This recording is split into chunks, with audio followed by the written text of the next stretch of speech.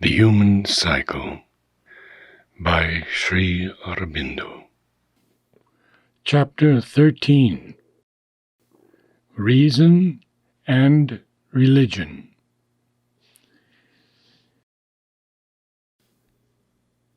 The deepest heart, the inmost essence of religion, apart from its outward machinery of creed, cult, ceremony, and symbol, is the search for God and the finding of God.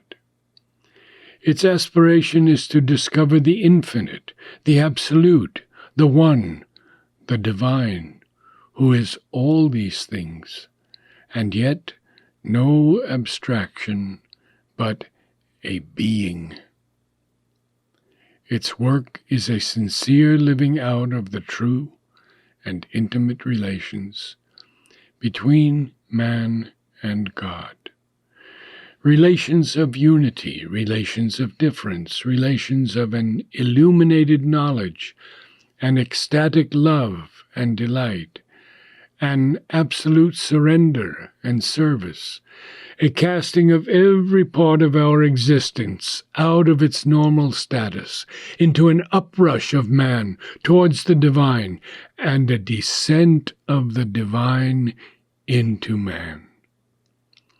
All this has nothing to do with the realm of reason or its normal activities, its aim, its sphere, its process is supra-rational.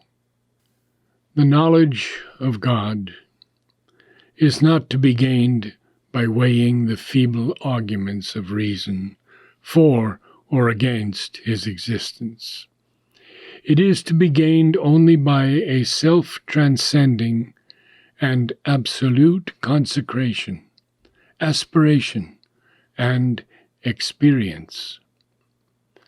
Nor does that experience proceed by anything like rational scientific experiment or rational philosophic thinking. Even in those parts of religious discipline which seem most to resemble scientific experiment, the method is a verification of things which exceed the reason and its timid scope.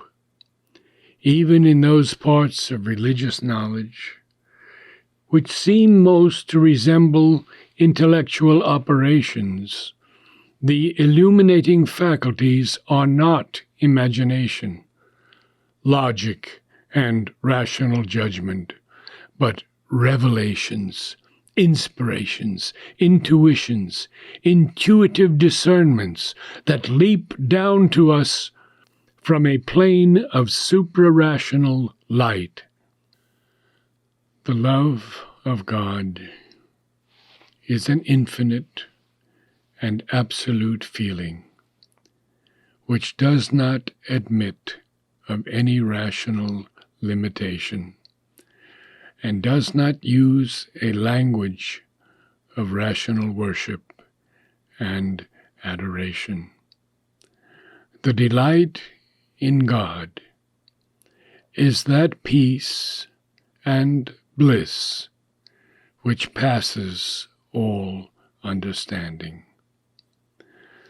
The surrender to God is the surrender of the whole being to a supra-rational light, will, power, and love, and his service takes no account of the compromises with life, which the practical reason of man uses as the best part of its method in the ordinary conduct of mundane existence.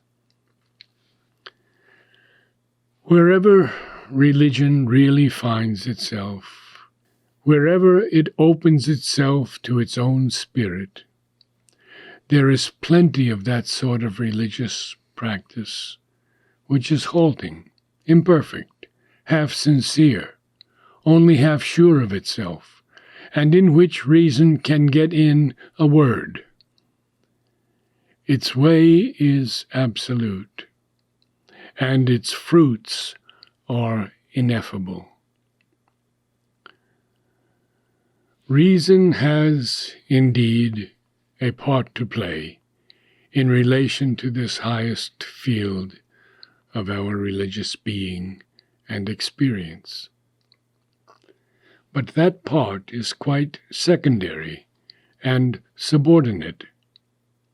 It cannot lay down the law for the religious life. It cannot determine in its own right the system of divine knowledge. It cannot school and lessen the divine love and delight. It cannot set bounds to spiritual experience or lay its yoke upon the action of the spiritual man.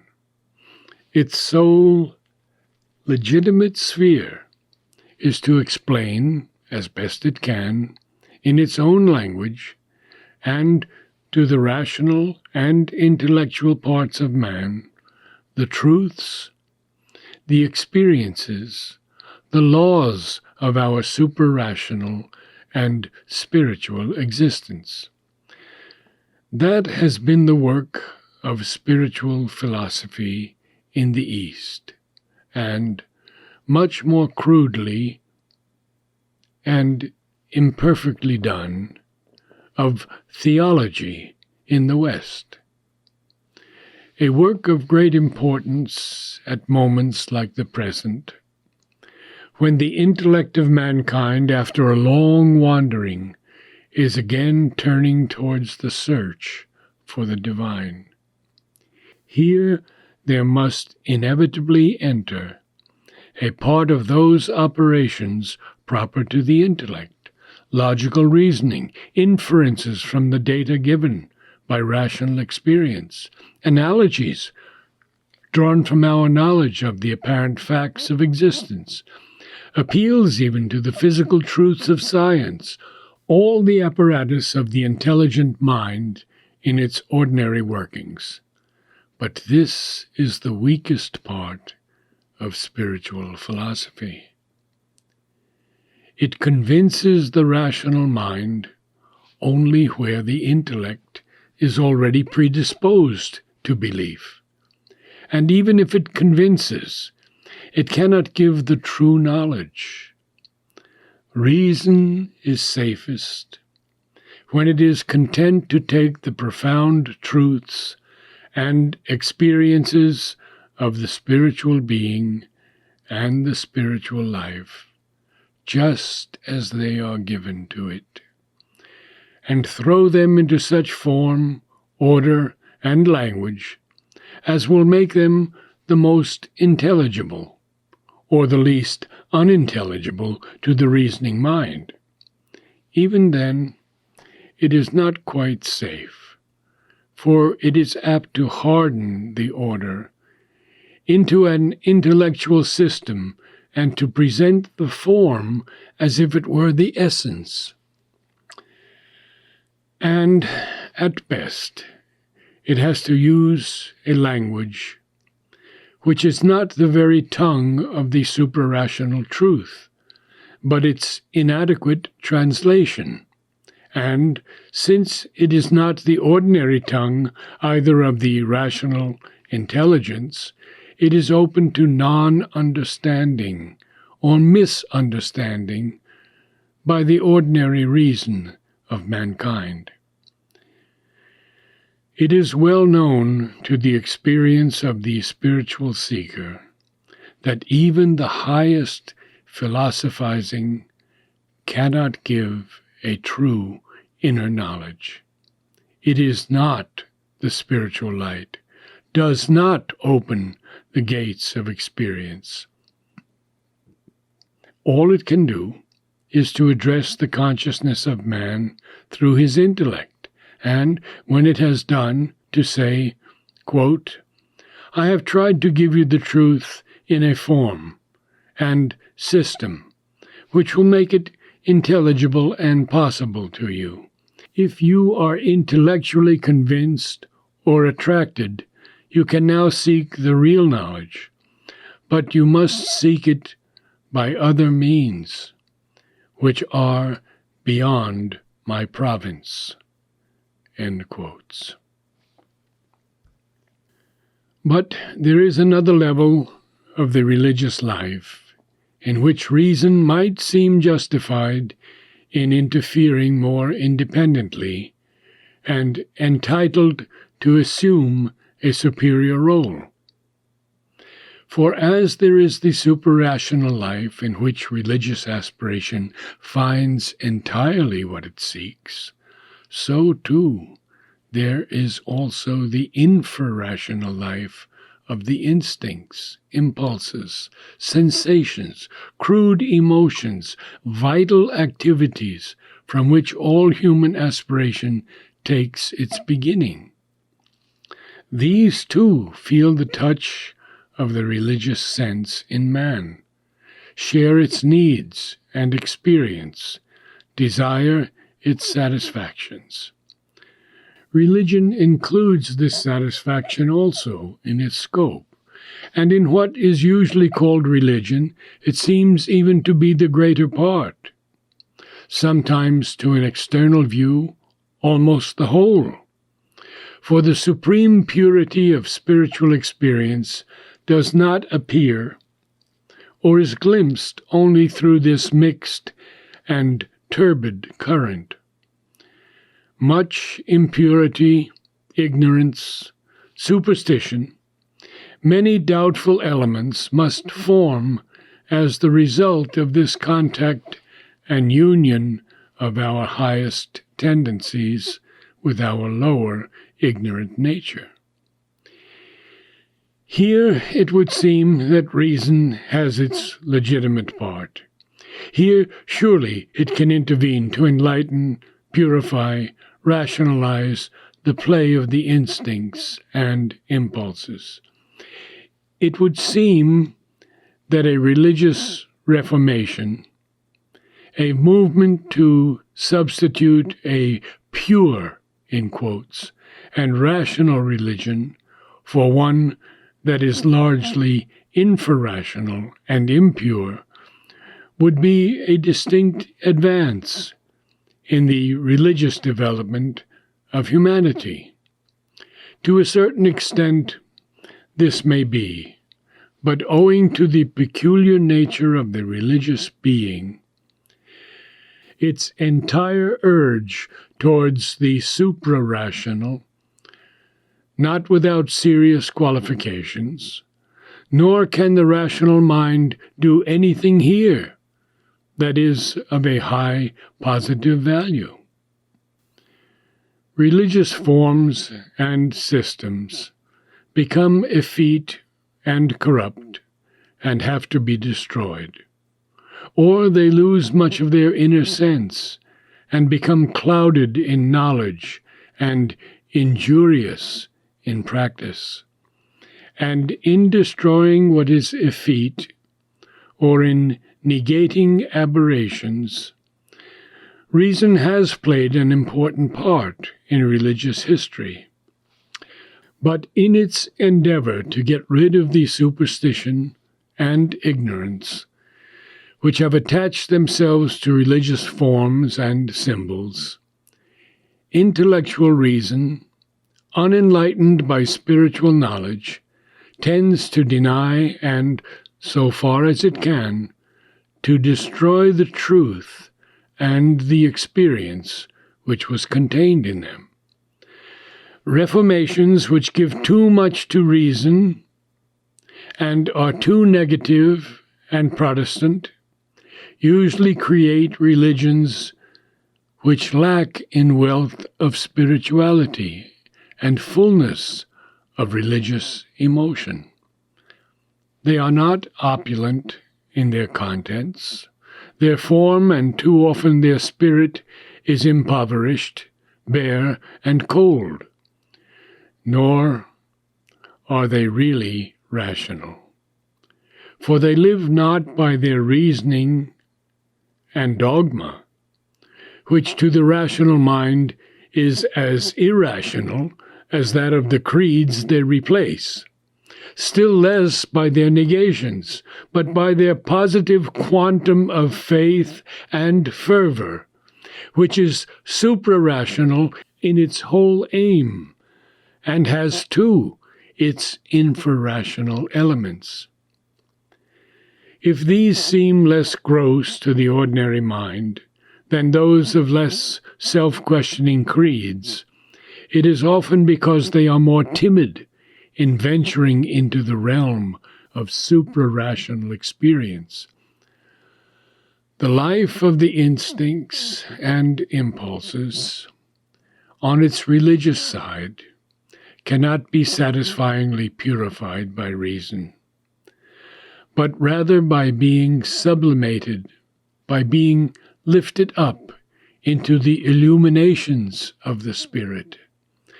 The natural line of religious development proceeds always by illumination, and religious reformation acts best when either it re-illuminates rather than destroys old forms, or, where destruction is necessary, replaces them by richer and not by poorer forms. And, in any case, when it purifies by suprarational illumination, not by rational enlightenment. A purely rational religion could only be a cold and bare deism, and such attempts have always failed to achieve vitality and permanence, for they act contrary to the Dharma, the natural law and spirit of religion. If reason is to play any decisive part, it must be an intuitive rather than an intellectual reason, touched always by spiritual intensity and insight. For it must be remembered that the infrarational also has behind it a secret truth, which does not fall within the domain of the reason, and is not wholly amenable to its judgments. The heart has its knowledge, the life has its intuitive spirit within it, its intimations, divinations, outbreaks and upflamings of a secret energy, a divine or at least semi-divine aspiration, and outreaching, which the eye of intuition alone can fathom, and only intuitive speech or symbol can shape or utter. To root out these things from religion, or to purge religion of any elements necessary for its completeness, because the forms are defective or obscure, without having the power to illuminate them from within, or the patience to wait for their illumination from above, or without replacing them by more luminous symbols, is not to purify, but to pauperize. But the relations of the Spirit and the reason need not be, as they too often are in our practice, hostile or without any point of contact. Religion itself need not adopt for its principle the formula, in quotes, "I believe because it is impossible," end quotes, or Pascal's, quotes, "I believe because it is absurd," end quotes. What is impossible or absurd to the unaided reason becomes real and right to the reason lifted beyond itself by the power of the Spirit and irradiated by its light. for then it is dominated by the intuitive mind, which is our means of passage to a yet higher principle of knowledge. The widest spirituality does not exclude or discourage any essential human activity or faculty, but works rather to lift all of them up out of their imperfection and groping ignorance, transforms them by its touch, and makes them the instruments of the light, power, and joy of the divine being and the divine nature.